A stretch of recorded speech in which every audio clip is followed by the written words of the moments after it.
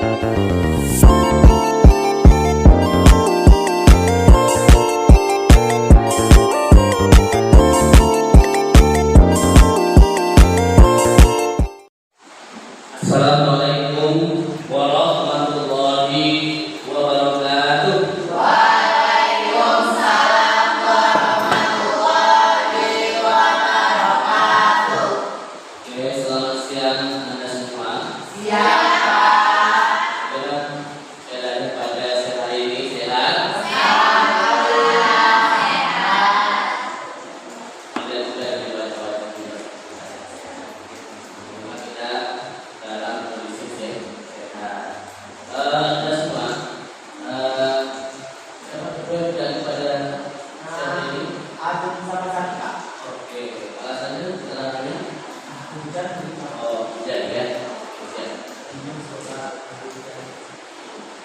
Oke, sebelum kita belajar, mari kita berdoa kepada Allah terlebih dahulu. Doa siap. Doa mulai.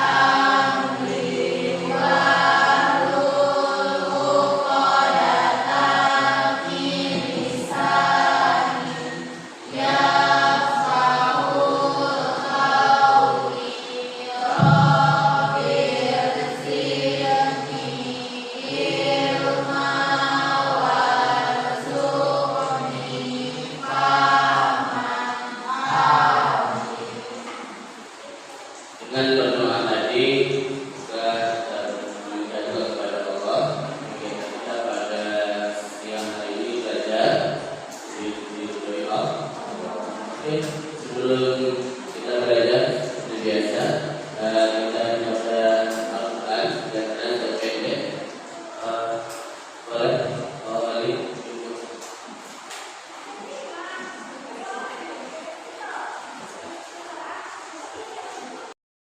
أعوذ بالله من الشيطان الرجيم.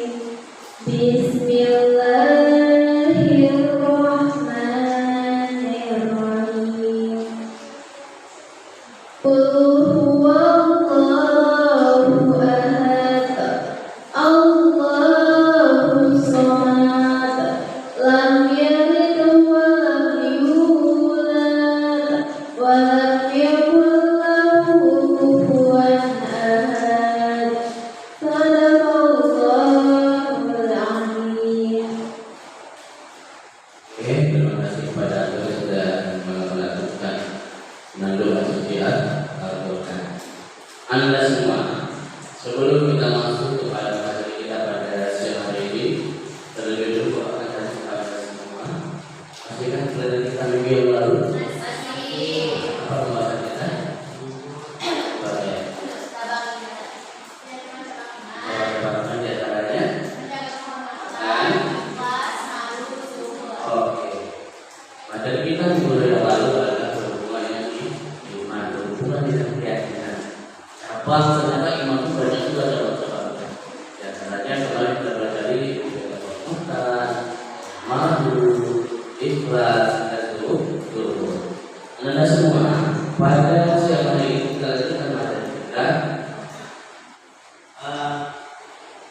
di bab selanjutnya. Terlebih dahulu boleh tolong dibaca dari tujuan pembelajaran kita pada siang hari ini. Oke, siapa bisa baca? Oke, mungkin ada.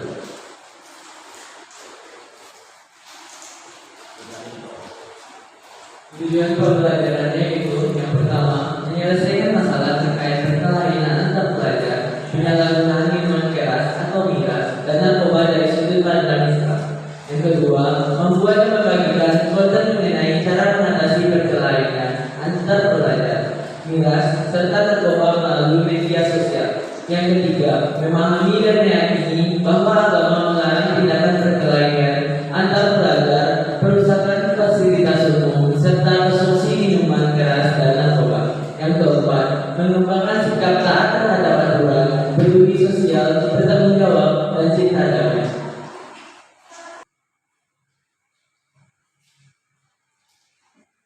Pembelajaran tatap muka atau PTM baru saja dimulai di Perangan Lampung, Jawa Barat. Namun kondisi tersebut justru dimanfaatkan dua kelompok pelajar untuk tawuran. Dua orang pelajar terluka terkena sabetan senjata tajam.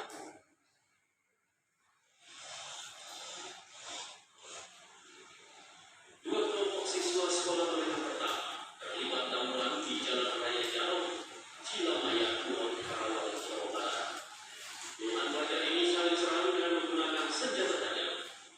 Dalam rekaman video yang viral di media sosial, dua pelajar menjadi sasaran korban penyerangan. Mereka ditendang hingga disabet senjata tajam.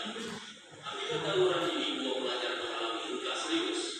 Sungguh sangat disayangkan kegiatan pembelajaran tatap muka atau PTM yang baru saja dimulai tercoreng dengan aksi pelajar ini.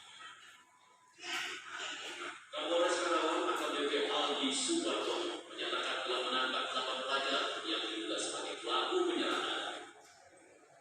Langkah kita setelah melihat video viral, kita langsung mengamankan 8 orang yang diduga sebagai pelaku yang saat ini sedang kita pemeriksaan di Satreskrim Polres Karawang. Kita meminta orang-orang bukti seperti surat dan bergaji besar yang kita lihat di video itu. Tentunya kami sangat menyayangkan karena ini baru dimulai PTM di Karawang, namun malah tidak dilakukan dengan baik, malah terjadi tawuran. Untuk mencegah kembalinya tawuran dan keresahan di masyarakat, polisian akan berkoordinasi dengan pihak sekolah untuk melakukan pengawasan. Dari Karawang, Jawa Barat, Agung Prasetyo, TV One melaporkan.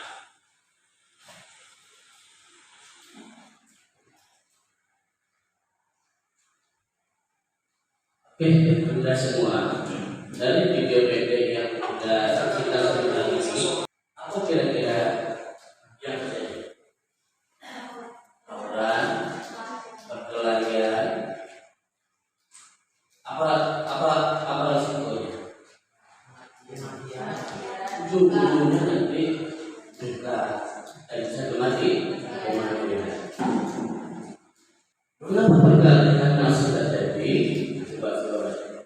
Oke. Yang pertama, tekanan sosial, peer pressure, dan keinginan untuk diterima bisa memicu konflik. Siswa SMK dengan dinamika kelompok yang tinggi rentan terhadap tekanan ini.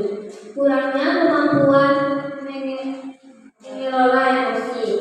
Siswa SMK masih dalam proses belajar mengendalikan emosi. Ketidakmampuan mengelola amarah dapat memicu ketengkaran dan kekerasan. Yang ketiga, masalah komunikasi. Kurangnya komunikasi yang efektif dapat menyebabkan kesalahpahaman dan memicu penengkaran. Siswa SMK perlu belajar berkomunikasi dengan baik. Perkelahian itu masih terjadi. Yang pertama, masalah tekanan sosial. Yang kedua, kurangnya kemampuan mengelola emosi. Namanya kita remaja ya, masih sekian, masih labil, belum bisa mengontrol emosi. Dan yang ketiga adalah masalah komunikasi. Komunikasi penyebab adalah salah satu penyebab terjadinya pertengkaran atau perkelahian antar pelajar. Apa dampak negatif dari perkelahian tersebut? Dampak negatif dari perkelahian. Yang pertama, cedera fisik. Perkelahian dapat mengakibatkan luka fisik yang serius, bahkan dapat menyebabkan kematian. Kedua, trauma psikologis. Perkelahian dapat meninggalkan trauma psikologis, seperti rasa takut, kecemasan, dan depresi. Tiga, rusaknya reputasi. Perkelahian dapat merusak reputasi sekolah, dan siswa yang terlibat, menurunkan nilai-nilai moral. 4. Pemisahan sosial. Konflik dapat menyebabkan perpecahan dan permusuhan di antara siswa, menghambat proses belajar dan berkembang. Ada beberapa dampak negatif terhadap terjadinya perkelahian. Yang pertama adalah cedera fisik. Pasti kalau terjadi perkelahian belajar pasti ada yang ya banyak harus dibikin. Yang kedua adalah rusak trauma psikologis. Ada rasa kecemasan, ada rasa takut, ada kekhawatiran yang terlalu tinggi untuk datang ke sekolah kalau ini terjadi lagi. Kemudian yang ketiga adalah rusaknya reputasi, rusaknya nama lembaga. Kalau kita ibaratkan sekolah SMK 3 itu adalah sekolahnya anak-anak tawuran, perkumpulan siswa-siswa bandel, perkumpulan siswa-siswa nakal. Walaupun di lingkungan yang berbuat itu hanya umum, tapi semua kita terlibat itu juga yang baik. Mungkin sekolah kita ini kalau dulu kan termasuk baik, kalau di mana? Di mana sekolah? Sekali bapak itu. Bapak sampai hari ini masih ditanya orang apa menjadi mana? SMK 3 pernah Pak ya? Yang di sini mana? Semuanya ya. Itu kok sesuatu ibunya luar biasa. Padahal yang barangkali yang punya prestasi itu hanya 1-2, tapi semua lembaga juga itu terlibat tanpa nama lembaga yang termasuk kita. Kemudian yang keempat, pemisahan sosial. Konflik menyebabkan perpecahan dan siswa sehingga PPM proses pembelajaran dapat berjalan dengan baik. Lanjut. Kemudian ada pada Al-Quran tentang penyelesaian konflik. Ajaran Al-Quran tentang penyelesaian konflik. Al-Quran mengajarkan penyelesaian konflik dengan cara yang adil, bijaksana, dan damai. Ajaran ini penting untuk diimplementasikan di lingkungan sekolah, khususnya bagi siswa SMK. Jadi Al-Quran tentang penyelesaian konflik. Nyata Al-Quran sudah jauh mengatakan bahwa apabila terjadi konflik maka carilah keadilan, bijaksana dan damai dalam menyelesaikan masalah. Jangan berat sebelah.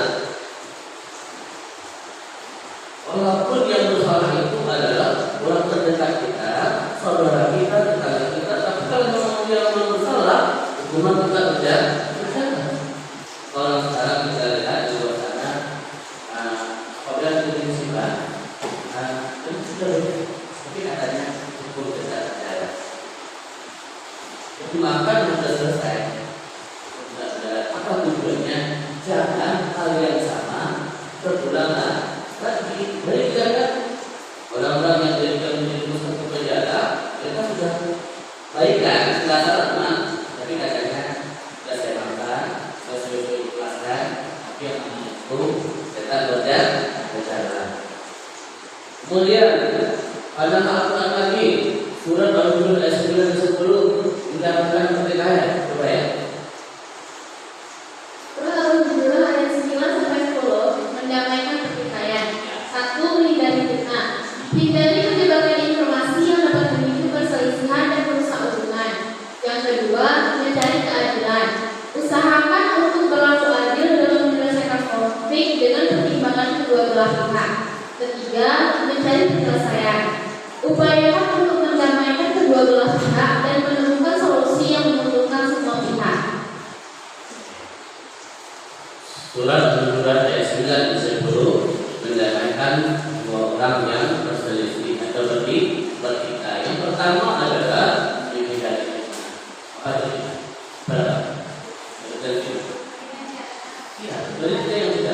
Berita yang tidak dapat diakui kebenarannya, tidak dapat ada kepastian, apalagi yang berhubungan dengan privasi. Dan jadi kalau sekali kita menemukan informasi ya barangkali yang tidak bisa kita kita pertanggungjawabkan karena kita takut karena fitnah itu kata al-fitnah itu asyadun nafas. Fitnah itu lebih kejam dari pembunuhan, lebih baik terbunuh daripada mungkin. Oke, yang kedua adalah mencari keadilan. Akan untuk berlaku adil dan bertopeng dengan mempertimbangkan kedua belah pihak. Yang makanya ditahan kedua belah pihak. Hanya si A, hanya si B, kemudian barulah dapat kesimpulan. Kalau dapat kesimpulan, ini letak dari kesalahan atau perselisihan yang terjadi. Dan yang ketiga adalah mencari penyelesaian, baik untuk mendapatkan kedua belah pihak dan menemukan solusi untuk kedua belah pihak. Maksudnya adalah jangan terjadi lagi pertikaian setelah didamai jalankan. Karena mungkin ada salah satu pihak merasa dirugikan, ada satu pihak merasa dirugikan, maka ujung-ujungnya pertikaian juga akan terjadi. Kemudian surat An-Nisa ayat 58 juga. Surat An-Nisa ayat 58 menegakkan keadilan, kejujuran, menjadi jujur dalam menyampaikan fakta dan menghindari ketimpangan informasi. Dua, kesetaraan, memberikan perlakuan yang sama bagi semua pihak tanpa memandang status atau perbedaan. Yang ketiga, kesabaran, menahan diri dari amarah dan tindakan impulsif serta mencari solusi yang tepat. Jadi surat An-Nisa ayat 58 ini menjelaskan pertama tentang kejujuran. Jujur apa ya? Berkata sesuai dengan sebenarnya, berkata dengan fakta, jangan mana-mana. Inilah yang terjadi pertikaian itu karena bahasa itu tidak sesuai dengan yang sebenarnya, kemudian tidak terjadi konflik. Yang kedua, kesetaraan, memberikan perlakuan yang sama bagi semua pihak tanpa mengenal status atau perbedaan. Dan yang ketiga adalah kesabaran, menahan diri dari kemarahan dan tindakan serta mencari solusi dari yang tepat.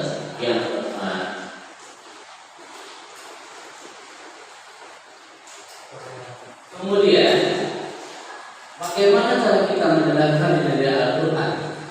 Nah, ternyata satu damai, yang kedua toleransi, yang ketiga empati. Apa maksudnya damai? Menghindari kekerasan dan menyelesaikan konflik dengan cara damai. Kemudian kedua toleransi, ya menghargai perbedaan, baik pendapat atau yang lain. Yang ketiga adalah empati, memahami perasaan orang lain. Jadi orang yang memang lagi nggak lembaganya yang berwenang untuk menanggulangi mencarikan solusi. Ketiga adalah komunikasi terbuka. Bangun komunikasi terbuka antara guru dan orang tua siswa untuk menjaga waktu. Kan dengan orang tua bagi aku dengan orang dulu. Walaupun orang tuanya terkesan ikut kita memaksakan kehendak A katanya A, tapi dengan cara baik, dengan santun, insya Allah Pak Yaki orang tua kita Tuhan dulu. Saya sekarang waktu pun nanti perasaan orang tua jadi kita ngomong dengan perasaan baik. Nah, coba besok dengan HP, yang pun dengan HP, tugas dengan HP. Silakan dilihat WA-nya, pakai di sana tugas LKPD-nya dikerjakan juga hari ini. Yang berhubungan dengan materi kita.